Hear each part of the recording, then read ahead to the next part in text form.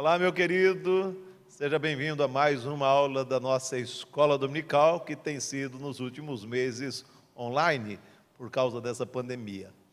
Eu quero ler um versículo bíblico que se encontra no Evangelho de Lucas, capítulo 14, o versículo 28, que diz: Pois qual de vós, pretendendo construir uma torre, não se assenta primeiro para calcular a despesa e verificar se tem os meios para concluir?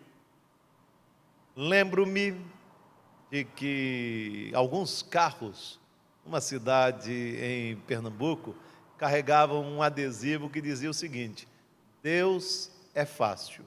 Infelizmente, o referido adesivo não explicava o que aquelas palavras queriam dizer, mas elas podem muito bem refletir aquilo que alguns crentes pensam sobre a vida cristã, que ela é fácil. Sei que por causa da salvação em Cristo Jesus, temos paz com Deus, como diz o apóstolo Paulo em Romanos 5:1.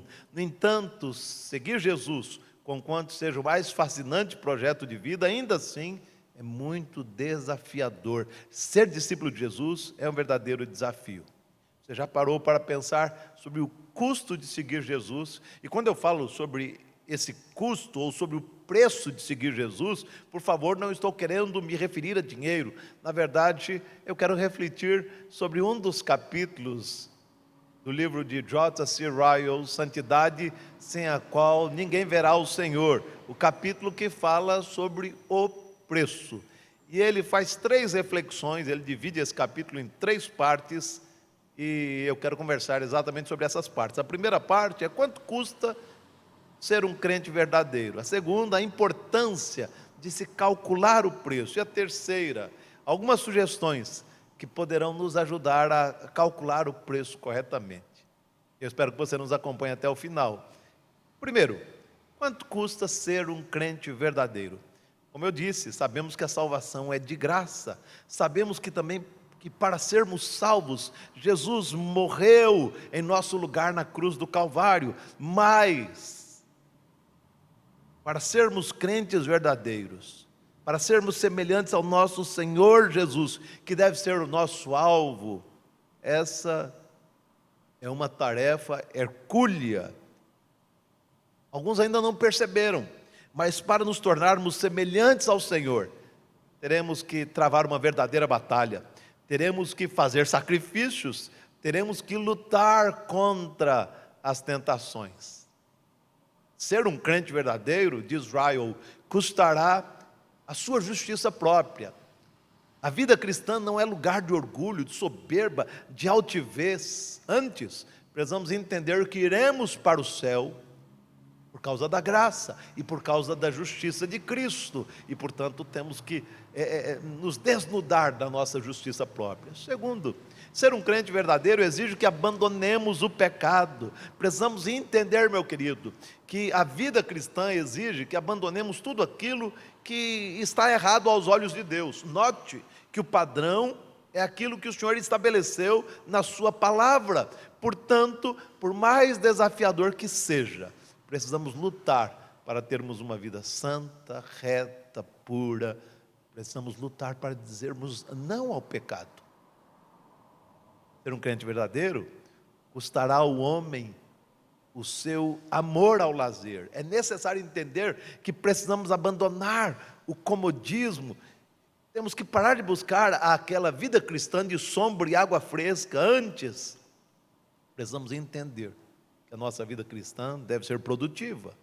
Fomos salvos para o céu, isso é absolutamente claro, mas enquanto estivermos na terra, precisaremos cumprir a nossa vocação como crentes que estão comprometidos com a glória do seu Senhor. Ele ainda diz que ser um crente verdadeiro custará a aprovação do mundo.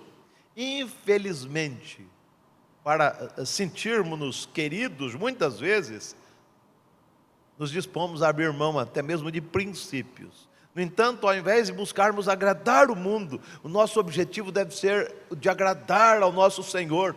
Fomos criados para o louvor da glória do Senhor. E a aprovação que devemos buscar nesse sentido é aquela que vem dos lábios do Senhor.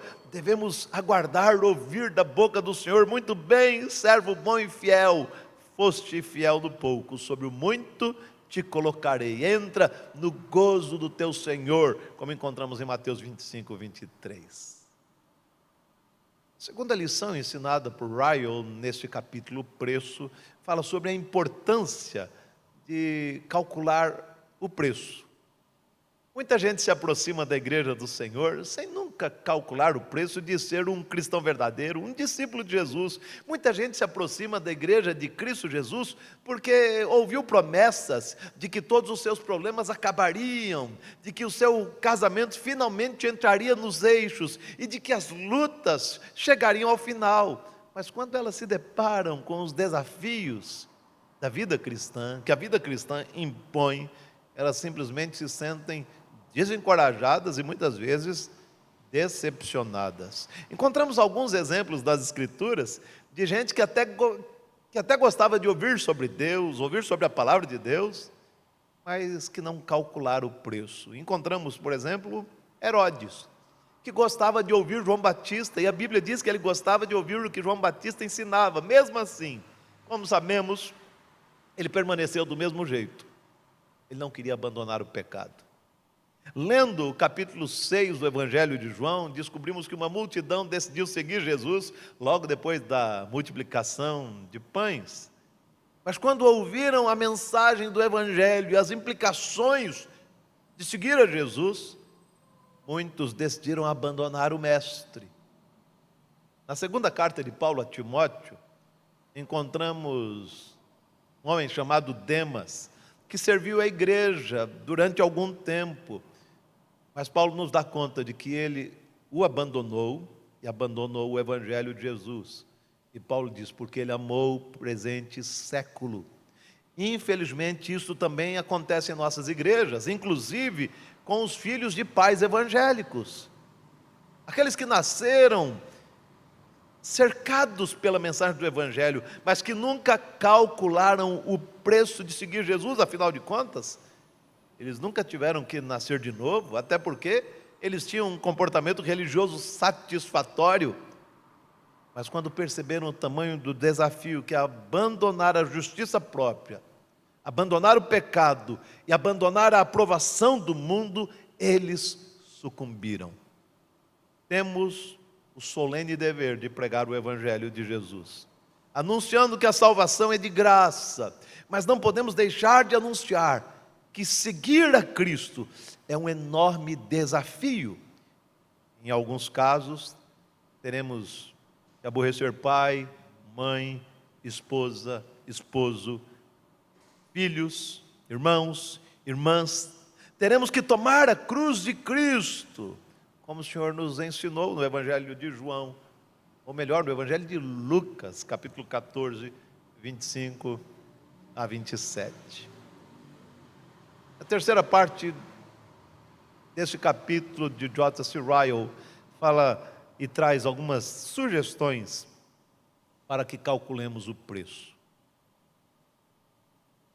Como eu disse, na última parte, Ryle dá algumas sugestões sobre como podemos calcular o preço de ser discípulo de Jesus. E perceba que ele não tenta nos desencorajar com as suas palavras. Antes, ele deseja que sejamos discípulos cientes da nossa preciosa vocação. Por isso ele sugere, compare a vantagem e a perda. Ser um crente de verdade exigirá que não abandonemos, ou que nós abandonemos determinados valores desse mundo, para desfrutarmos o valor incalculável da salvação. Que aproveita o homem ganhar o mundo inteiro e perder a sua alma, é o que Jesus pergunta em Marcos 8:36. Pergunte-se, de quem você quer receber o elogio no dia do juízo final? Do mundo ou do Senhor Jesus? Pergunte-se ainda, é melhor contar com a inimizade do diabo e do mundo e a amizade do Senhor Jesus, ou o contrário? Calcule o valor do presente em comparação com a eternidade. Tente pensar naquilo que Paulo diz na segunda carta aos Coríntios, no capítulo 4, 17 a 18, porque a nossa leve e momentânea tribulação produz para nós eterno peso de glória, acima de toda comparação, não atentando nós nas coisas que se veem, mas nas que não se veem, porque as que se veem são temporais, e as que se não veem são eternas. Calcule os prazeres do pecado e a felicidade de servir a Deus. Já disse isso outras vezes. O prazer concedido pelo pecado é frágil, passageiro, tênue, e no fim traz um vazio enorme. Mas o prazer de servir a Cristo Jesus traz uma alegria duradoura, substancial, sólida, eterna, incalculável. Portanto, tente verificar. Você está a fim de sentir um pouco de prazer por causa do pecado, ou a felicidade eterna concedida por Cristo Jesus? Finalmente, lembre-se de que as tribulações sofridas pelo crente são passageiras. As minhas tribulações e as suas tribulações estão com os dias contados. Mas as tribulações que os ímpios sofrerão são eternas. Eles terão que encarar eternamente o tormento de estarem afastados do Deus da graça. Quando conseguimos calcular o preço, não tem como esmorecermos. Na verdade, quereremos ser fiéis como Noé, que mesmo sendo zombado pelos seus contemporâneos, obedeceu à sua vocação. Quereremos ser fiéis como Moisés, que abriu mão dos prazeres do Egito por prazeres eternos. Quereremos ser fiéis como o apóstolo Paulo, que considerou tudo lixo para seguir a Cristo Jesus. Permita-me encerrar essa breve aula com algumas perguntas solenes. A sua religião custa alguma coisa no presente?